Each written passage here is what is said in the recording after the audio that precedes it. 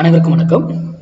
இன்னைக்கு pre market அனலைஸில் Nifty and Fin Nifty ரெண்டுமே பார்க்கலாம். இன்னைக்கு ஃபின் நிஃப்டி எக்ஸ்பைரிங் கூட இது முழுக்க முழுக்க கணக்கின் அடிப்படையில் எடுக்கக்கூடியது. நம்ம கணக்கின் அடிப்படையில் எடுத்து தான் எதையுமே வர்த்தகம் பண்ணுறோம். நம்ம சொல்கிறதே மார்க்கெட்டினுடைய சப்போர்ட் அண்ட் ரெசிஸ்டன்ஸை வைத்து பார்க்கறது கிடையாது. அது அடிஷ்னல் இன்ஃபர்மேஷன் அண்ட் கன்ஃபர்மேஷன் மட்டும்தான் அது பயன்படுமே தவிர வர்த்தகம் பண்ணால் அது பயன்படாது. ஏன்னா அதில் டைம் கிடையாது. இதில் அது காலைல 9 ஓப்பன் ஆகும் 3:30 முடியும்னு உங்களுக்கு எல்லாமே தெரியும். ஆனால் இதில் அப்படி கிடையாது. ஆப்ஷன்ஸில் அது ப்ரீமியம், அந்த ப்ரைஸ் இதாகலைனாவே அங்கே ப்ரீமியம் இருந்து மெல்ட் ஆகிடும்.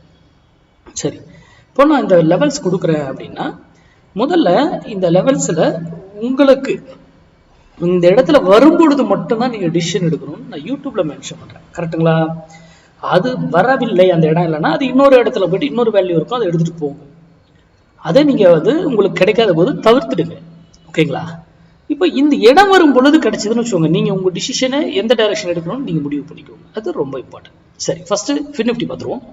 ஃபின் நிஃப்டி இன்னைக்கு எக்ஸ்பைரியில் 0 to 0 கால் ட்ரேட் பண்ணுவீங்க எல்லாரும். நம்ம ஸ்டூடெண்ட்டு கேர்ஃபுல்லாக பண்ணுங்கள். ரூல் என்னவோ அந்த ரூல் மஸ்ட்டு, அந்த ரூல் என்னவோ அந்த டிப்ட் அந்த ரூலை ஃபாலோ பண்ணுங்கள். ஓகேங்களா? இப்போது இன்னைக்கு ஃபின் நிஃப்டி 24,900 கால் 88 ரூபாய்க்கு மேலே இருந்தால் ஃபின் நிஃப்டி ஏறுறதுக்கு ட்ரை பண்ணும். ஃபின் நிஃப்டி அப் சைடு. அதே 88 ரூபாய்க்கு கீழே இருந்தால் ஃபின் நிஃப்டி டவுன் சைடு இறங்கும். நான் இதை வாங்குங்க வீங்கன்னு சொல்லலைங்க. ஃபின் நிஃப்டி இறங்கும் ஏறும்ன்றதை மட்டும்தான் சொல்கிறேன். இந்த விலையை வைத்து எல்லாரும் மார்க்கெட்டில் தானே சார் சொல்கிறாங்க, நீங்கள் மட்டும் என்ன சார் இதை வச்சு சொல்கிறீங்க அப்படின்னா, அப்போது இந்த கேள்வி உங்களுக்குள்ளே எழுணும். சிந்திங்க. உங்களை யாருமே சிந்திக்கவே விட மாட்டாங்க. சிந்திச்சிங்கன்னா நீங்கள் தெளிவாயிடுவீங்க. அதனால நீங்களே யார்கிட்ட கிளாஸ் போன அவசியங்கள்லாம் கிடையவே கிடையாது. நீங்களே படிக்கலாம். டைம் ஆகும், அவ்வளோதான். அப்போ ஒரு ஸ்ட்ரைக் இங்கேருந்து, சரி ஒரு எக்ஸாம்பிளுக்கு இது மேலே இருக்குது, மேலே போகுதுன்னு வச்சுக்கோங்க. ஒரு குறிப்பிட்ட லெவல் போயிட்டு அது திரும்பி ஆகணும். திரும்புதுன்னா உடனே என்ன பண்ணணும், ரிவர்சல் அப்படின்னு திரும்பி அங்கே போயிட்டு இங்கேருந்து ரிவர்சல் இப்படி ஆகலாம்.